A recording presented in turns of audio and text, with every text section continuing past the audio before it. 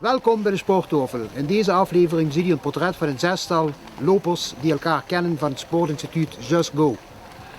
Zij hebben afgelopen zondag 7 november de marathon van Barcelona gelopen. Over de voorbereiding en de belevenissen in Barcelona en hoe het eigenlijk ertoe gekomen is, ga ik nu met hen in gesprek. Ze zullen zichzelf aan u voorstellen. Mijn naam is Chantal Brult, loper en ik geef ook hardlooptrainingen. Mijn naam is Janine Hendricks en ik loop al een hele tijd bij Just Go. Idem, Dick Maner, al een hele tijd bij Just Go, de enige man in deze groep. Claudia Meeks en ik loop sinds september 2016 bij Just Go. Mijn naam is Tony Meese en ik loop sinds 2014 bij Just Go en ik ben assistent trainer. Ik ben Aline Kruid en ik loop sinds volgens mij 2005 bij Just Go. Ik weet het niet meer precies. Chantal, jij bent niet alleen loper, maar je bent ook de trainster. Vertel eens even, sinds wanneer kennen jullie elkaar en hoe is de geschiedenis van het lopen eigenlijk een beetje verlopen? Nou, ik ben sinds 2008 heb ik me aangemeld bij Just Go voor te gaan hardlopen. En ik denk, daar heb ik in eerste instantie Aline en Dickie leren kennen. En in 2014 of 2015, weet ik niet meer precies, ben ik een assistent trainerscursus gaan doen. En sindsdien verzorg ik ook trainingen. En Claudia mocht ik als startrunner, toen zij begon in 2016, heeft zij bij mij een startrunning cursus gedaan. En zie hier, nu heeft zij de marathon volbracht. En zo is het een beetje gaan lopen. In 2012 hadden wij 3 besloten van naar New York te gaan. En daarna zijn we eigenlijk blijven lopen zo samen. Oké. Aline, waarom hardlopen? Wat is er mooi aan? Omdat het een geweldige omgeving is om hier hard te lopen. Jij komt uit deze omgeving? Nee, ik ben geboren in Zaandam, maar ik woon wel al bijna 30 jaar in Valkenburg. Tenminste. En het is hier zo ontzettend mooi en je hebt zoveel leuke heuvels en heerlijk om buiten te zijn. Maar ook het sociale aspect. Dus als je hier gaat inburgeren, dan is dat gewoon een hele fijne manier om mensen te leren kennen. Omdat je een gezamenlijke passie hebt, namelijk hardlopen. En sinds wanneer lopen jullie nu eigenlijk met z'n zessen samen? Nou, met z'n zessen, dat is eigenlijk sinds vorig jaar. Omdat we toen hadden besloten dat we ook naar New York wilden gaan in 2020. En toen zouden wij met z'n 4 gaan, met Janine. En dus toen zijn we ook samen begonnen met trainen. Maar toen ging het niet door vanwege corona. En Claudia en Tony zijn erbij gekomen toen in dit jaar. Dus toen hadden we besloten, we gaan met z'n zessen. Dus het zijn aspirantleden? Ja, zo zou je het kunnen zeggen. Maar, Ik zal ze eens even vragen hoe ze zijn opgevangen. Ja. Claudia, hoe ben je opgevangen tussen de senioren? Nou, warm bad. Ja, we kenden elkaar natuurlijk al heel goed. Dus ik ben bij Chantal dan gestart en wij lopen wekelijks met elkaar. Ook voor de trainingen van de marathon. Dus wij kennen elkaar best wel goed. En Tony? Ja, ook geweldig. Een warm bad en het is een vriendschap, dat is ongelooflijk. En vooral door het rennen. Ja, wat doet het met je? Ja, je krijgt niet alleen maar, het is niet alleen maar een sportgebeuren, maar ook je sociale contacten en de vriendschappen die daaruit ontstaan, is gewoon fantastisch. Janine, je staat een beetje op de achtergrond, kom eens even naar voren. Ben je het daarmee eens? Ik ben het er helemaal mee eens, ja. Wij kennen natuurlijk al heel veel mensen in Valkenburg, maar zo leer je steeds meer contacten kennen. En het is altijd gezellig, moet ik zeggen. Ze organiseren altijd wel ook iets. En in coronatijd, toen we niet met veel mensen mochten, kon je wel via de appgroep met anderen afspreken dat je met 2 of met 3, toen dat mogelijk was, ook kon afspreken. Dus dat was wel heel fijn. Dat is niet te hopen. Het is nu een paar dagen voordat de nieuwe persconferentie komt. Het is niet te hopen dat dadelijk ook weer alles in banden wordt gelegd. Nee, laten we hopen dat inderdaad ook het buitensporten dat fijn zo blijft. En dat we dat mogen blijven doen. Oké. Dick, Dickie, mag ik ook Dick zeggen? Ja, mag ook Dick zeggen, ja. Hoe is dat tussen 5 vrouwen? Ja, het is een belevenis. Ik voelde me echt helemaal thuis bij die dames. Het is af en toe wel een beetje met de oren tuiten. En dan denk ik van, hallo dames, er is ook nog een man in het midden. Hè, als we bepaalde onderwerpen hebben. Maar qua sporten met deze dames, dat zijn topvrouwen. Dit zijn echt... En daar gaat het om. En naar die verhalen hoef je niet te luisteren. Nee. Maar rennen met hun is een feest, iedere keer. Ook samen trainen is een feest. geweest. Het is echt, Chantal en Aline, dat zijn echt de douwers, hè, de lange afstandlopers. Maar, en Claudia, echt elke dame hier, dat is gewoon echt een eer om met ze te mogen lopen. Zo, dames. Ja.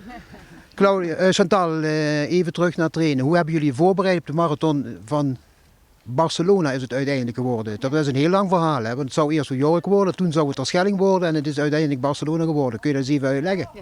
Nou ja, New York, dat was heel spannend in verband met het inreisverbod naar Amerika voor ons Europeanen. En op voorhand hadden enkele van ons hadden we ons ingeschreven op Terschelling. Want we hadden een bang vermoeden dat New York wederom niet zou doorgaan. En dus wij ons ingeschreven voor Terschelling. Is dat de Berenloop of heet dat? De Berenloop heet dat, ja. Dat zou ook pittig, hè? Ja, het is heel pittig. Een heel stuk over het strand. Er staat ook op hun website, het is de zwaarste marathon van Europa. Maar ja, we dachten, we hebben getraind en we willen toch niet voor niks, dan gaan we maar naar Terschelling. En toen kwam de reisorganisatie Marathons International met een alternatief naar Barcelona in plaats van New York. En dan hebben we dat gedaan. En waarom?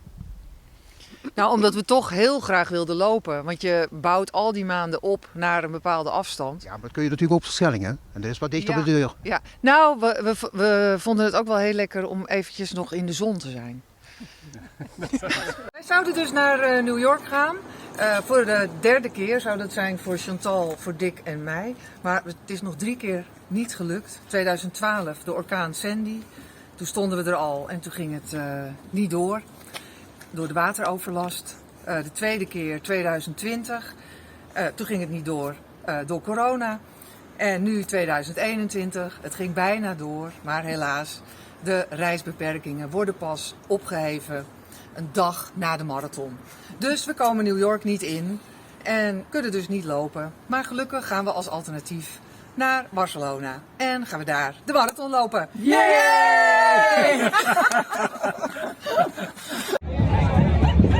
We staan nu aan de start van de Breakfast Run. We zouden eigenlijk in New York zijn, maar ja, helaas met elkaar. En esta maratón de Barcelona, si no recuerdo mal, llegaba aquí justo a la estrenada de la Font Mágica. Spanning is echt. Aquella llegada de la maratón de Barcelona. Atención deportistas, estamos a 7 minutos. Deportistas, nomás. En toen was het zover. Barcelona, 7 november. Vertel. Ja, geweldige ervaring. Die sfeer is al fantastisch. Hè? Je staat met tienduizenden mensen bij de start. En dat schuift dan steeds door. Dus wij, de echte goeie, die starten dan om 8:30. En wij zo ongeveer om 9 uur. Hè? Dus helemaal als laatste groep. Hè? Want we moeten wel bescheiden blijven. En, Valse bescheidenheid of echte bescheidenheid? Nee, echte bescheidenheid hoor. Want ja, kijk, wij zijn gearriveerd na 4,5 uur. Hè, maar die echte goeie, die zijn binnen in 2 uur en 10 minuten binnen. Dus die lopen gewoon 2 keer zo hard als wij. En, maar goed, voor ons is het niet het doel om zo snel mogelijk te lopen, maar meer ook om het uit te lopen. Even een vraag voor de kijker gewoon. Jullie blijven rennen? Of zijn er ook stukjes bij dat jullie denken, van, nou dan gaan we even een stukje wandelen? Nee, wij blijven wel rennen. Ja. 4,5 uur in één stuk? Ja, af en toe wel even stoppen om wat water te drinken of wat energiedrank. Ja. Maar dan toch gewoon weer snel door. En veel toeschouwers langs de kant? Ja, wel redelijk toeschouwers. Het verbaasde mij, in toch coronatijd, dat er best wel veel mensen nog langs de kant staan. Het is natuurlijk wel ook een echte toeristenstad, Barcelona. Maar er stonden veel mensen langs de kant, ja. En al bij al een goed gevoel dan overhouden? Ja, de dames wel. Ik heb helaas moeten stoppen, want ik raakte geblesseerd op kilometer 16. Maar de eerste 16 kilometer heb ik met die dames gelopen. En helaas heb ik moeten uitvallen, wat echt een zware teleurstelling is voor mij. Maar ik ben wel super trots dat die dames het in 4,5 uur hebben gedraaid. Ben je er wel mentaal, psychisch overheen gekomen? Ja, nu wel. Ja, maar die dames hebben me goed opgevangen. Wat dat betreft is het wel heerlijk om met dames om te gaan. Dus dat sociale met hun, ze willen alleen maar finishen. Als we met de heren zouden zijn, dan zaten we op de klok te kijken van hoe snel heb je het gedaan. Maar met deze dames is gewoon dat is gewoon het sociale aspect. Dat is heel fijn. Even een ondeugende vraag. Het was geen bewuste keuze om uit te vallen, hè? Nee, dat was geen bewuste keuze. Nee. Helaas niet. Ik had hun onder mijn hoede, maar op een gegeven moment was ik kwijt. Toen was ik uitgestopt. En jullie 5 zijn samen geëindigd? Dicht bij elkaar. Nagenoeg, dicht bij elkaar. Ja. En welke plannen zijn er nu al gesmeed voor de toekomst? Ja, een volgende trip. New York, hè, wij twee. Toch New York, dat Volgend blijft nog op nummer 1 staan. En ja, hopelijk mag ik volgend jaar naar New York. En ik hoop dat zij nog meegaan, maar de meningen zijn nog even verdeeld. En anders wordt het misschien ja, Rotterdam in april. Of in ieder geval gaan we het nog wel eens doen. Ja, Ja, dat Ja, ja. zeker. Mag maar meer. Absoluut. Ja. Als je 1 keer een marathon hebt gelopen, dan ja, dit is zo'n belevenis en zo'n ervaring. Dan denk je van, ik had altijd gezegd, ik loop 1 keer een marathon in mijn leven, maar ik denk dat ik van mening ben veranderd. Ja, dit is fantastisch. En die mening hebben jullie ook? Ja, klopt. Die mening heb ik hetzelfde, ja. Ja. Alleen New York, ja, ik moet nog even, ik denk in deze tijd dat het dan volgende keer misschien weer niet doorgaat. Maar daarom schuif ik het nog even vooruit, maar Wat wie is- weet. Wat is er zo bijzonder aan New York? Ja, de stad is natuurlijk heel bijzonder. En het is ja, wel een beetje zo de marathon der marathons. Dus het is misschien ook wel een beetje te veel gehyped hoor. En wat ik vond, ja, Barcelona ook geweldig. Je loopt op een gegeven moment loop je een weg af en dan zie je die Sagrada Familia, die kathedraal staan. Nou, dat is ja, fantastisch. Dus ja, dat is ook gewoon heel erg bijzonder. Goed dames en heren, hartstikke bedankt. Veel succes in de toekomst en ik denk dat de kijker diep respect voor jullie heeft, want het is nogal wat. Dankjewel. Hartelijk bedankt. Dankjewel.